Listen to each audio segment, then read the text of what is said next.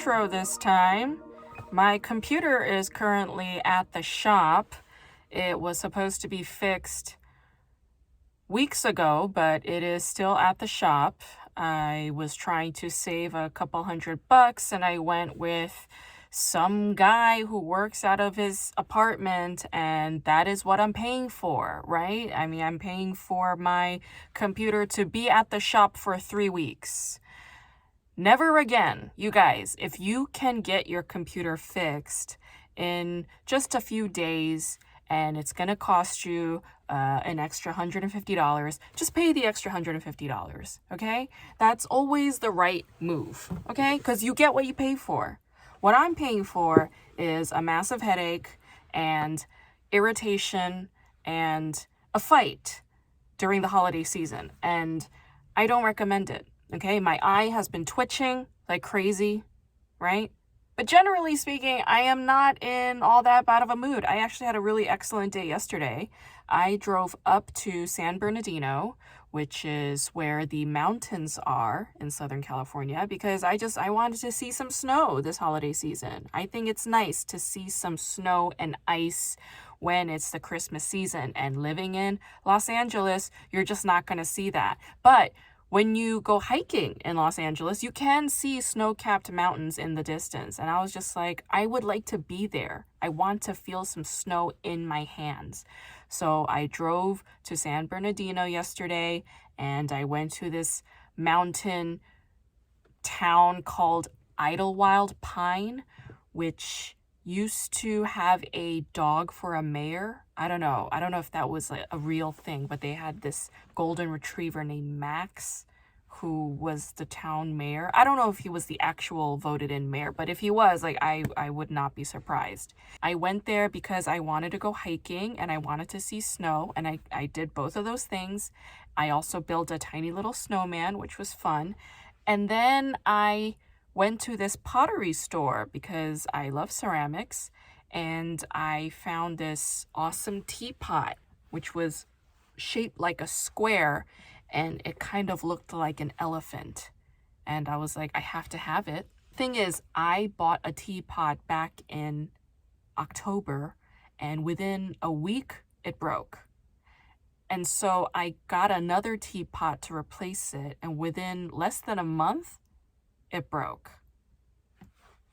And literally a week after that is when I went and bought this new teapot. So fingers crossed that this teapot lasts me for the rest of my life. I got this check in the mail yesterday. I was expecting like $50, but it was like $240, you know? I mean, that was a pleasant surprise. I was like really surprised and really happy about it. I'm like, oh shit, like this check, awesome, fuck, I wasn't expecting this, you know? Like, it's nice. It feels good to get money in the mail around the holiday season, doesn't it? Are you guys doing okay? Are you guys happy? Are you guys done with your holiday shopping? Did you guys give gifts to anybody yet?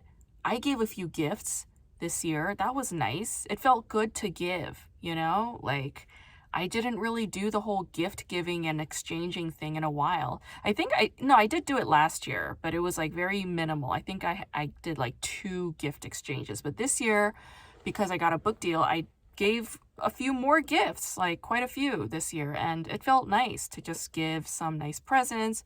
And it felt really good to write some nice cards. Do it. I think giving is good for the soul. Today I'll be discussing the show My Secret Terrius, which is a 2018 MBC drama starring Soo Ji-sup and Chung In-sun. All of you guys already know how much I love Soo Ji-sup, and I don't have to get into that anymore. So I'm just going to talk about Chung In-sun, okay? Chung In-sun, she's a really interesting actress. She started out as a child actor in the late 90s, I believe, and then she appeared in one of my favorite films of all time called Memories of Murder, which is a film directed by Bong Joon-ho. And then she played an adolescent in a very harrowing and realist film called Han Gongju, made by independent filmmaker Lee Soo-jin. Fun fact, I was Lee Soo-jin's interpreter at a Film Festival in New York back in 2013.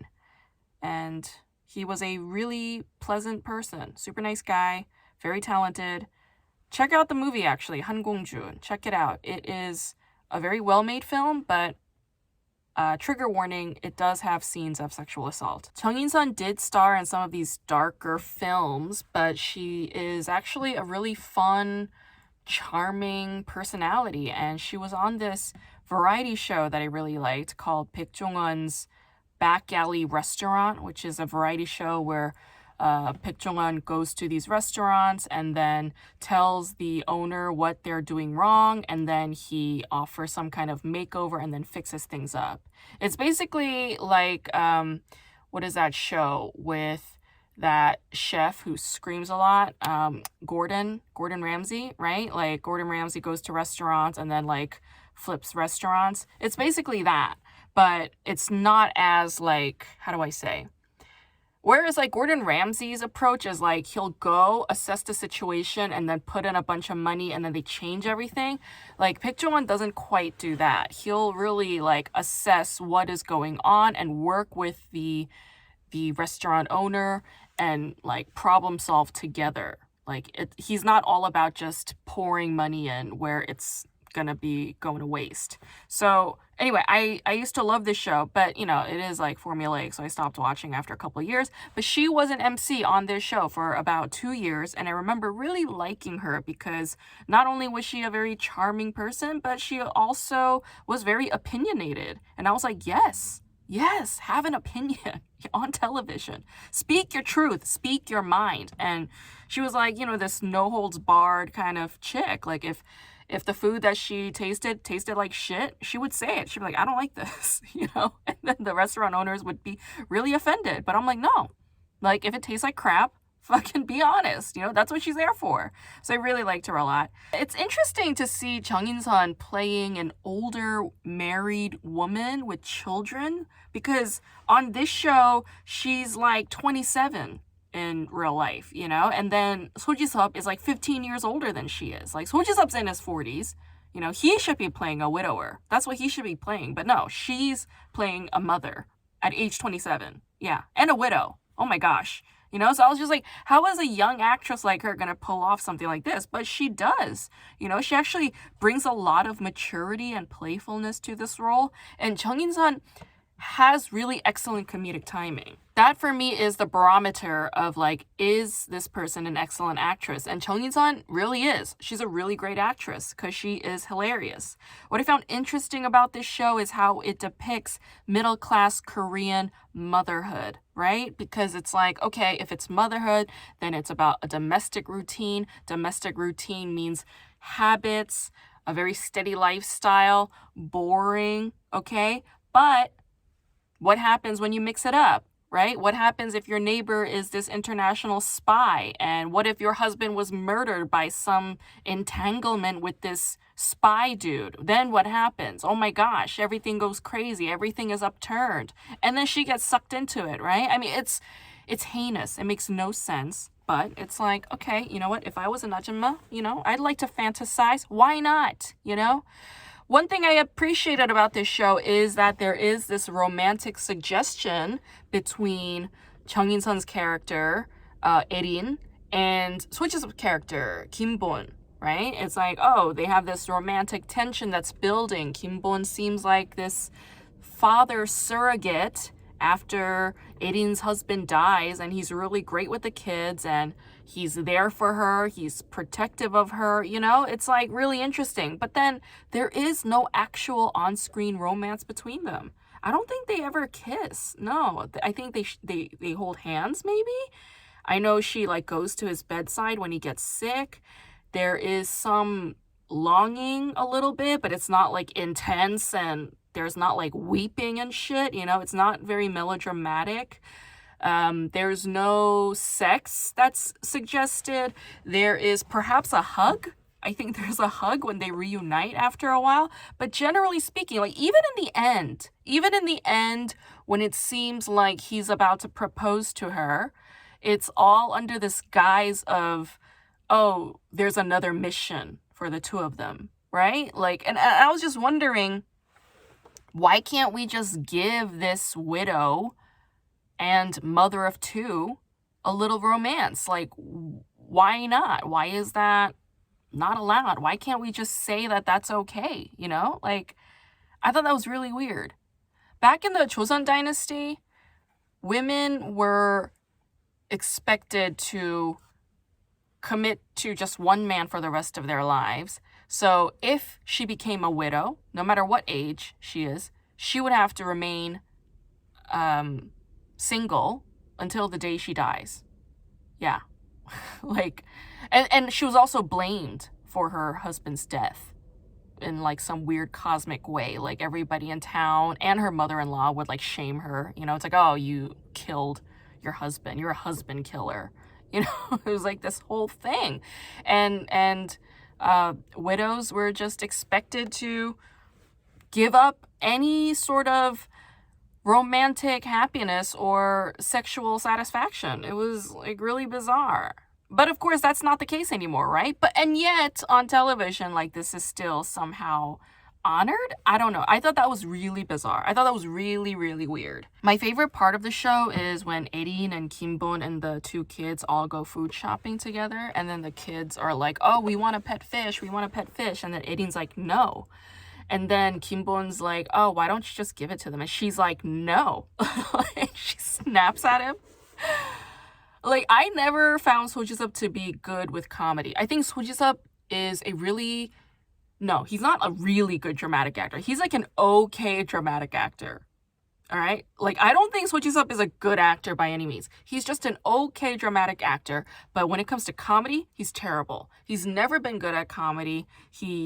I don't know, he just seems like a boring person. What can I say? But when he's with Chung In-sun, his reactions to her timing is pretty on point. So yeah, like she really brings out his shine. That also makes you a really talented actor. If you can make your co-star also shine with you, like shine brighter than how they typically are, oh my gosh, such talent, Chung In-sun.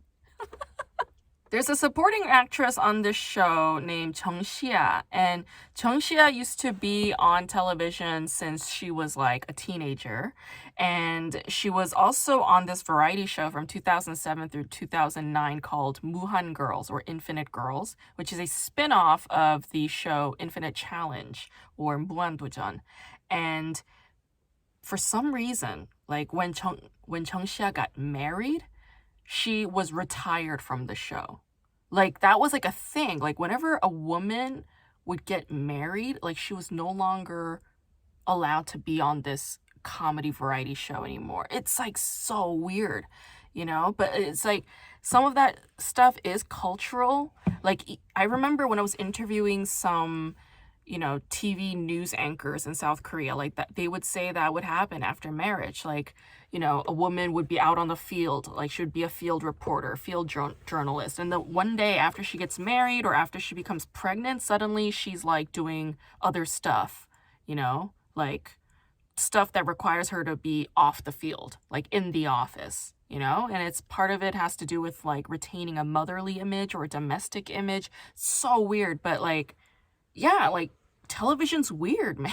Television really like boxes people up, and Chung Xia was definitely boxed up. I must say she was, but she never stopped acting. I mean, she consistently worked. She did quite a few television roles, and she returned to variety TV, but like 7 years later after she had a baby, and she was appearing on the variety show as a mother. She was on that SBS show, Oh My Baby, which is like in line with all the other, you know, reality variety TV shows like with celebrity babies like Dad, Where Are We Going? Or Return of the Superman, right? Like she was on that show as a mom. It's like weird how Korean television does that, but it does that. And I don't know, some of it to me is like a little bit annoying. It's a little sexist. I mean, no, it is sexist. It is sexist and it does box women up. So cut it out, I guess. I mean, if you're listening, Korean television, cut that shit out. It's annoying. And it's like really too on the nose. Stop it. What are you doing? Actor Son Ho-jun is also on this show. Son Ho-jun is an amazing actor. I mean, like, I see him in television all the time now. He's not very good at playing like a romantic lead. I don't think he's fit for that. I've seen him do that a couple of times and I'm just like, no, like you're not made for this. Like he's good at playing character roles in a supporting role. Like that he's excellent with. And in this show, I thought he was super funny. He was really hilarious. Excellent timing. Yeah, Son Woo-jin, I'm a big fan. Yeah, so My Secret Terrius, not bad. I thought it was a pretty good show. I avoided it for several years because I thought it was going to be this really boring spy thriller, which I'm not into. Despite it being a thriller, I don't find it very thrilling. I find it supremely boring and not interesting. That's why I couldn't watch Soo Ji-sup's other show, the one about like Ghost. What is it? Like My Ghost or Ghost something. It's like about like computer hacking and blah blah blah. And I was just like, what? That's so like lame. I think I tried watching that show like 5 times. Yeah, that's how dedicated I am to Soo Ji-sup. I love him so much that I will try my best to fight through a boring ass show 5 times and then give up. What does that say, Soo Ji-sup? Either choose better roles or marry me.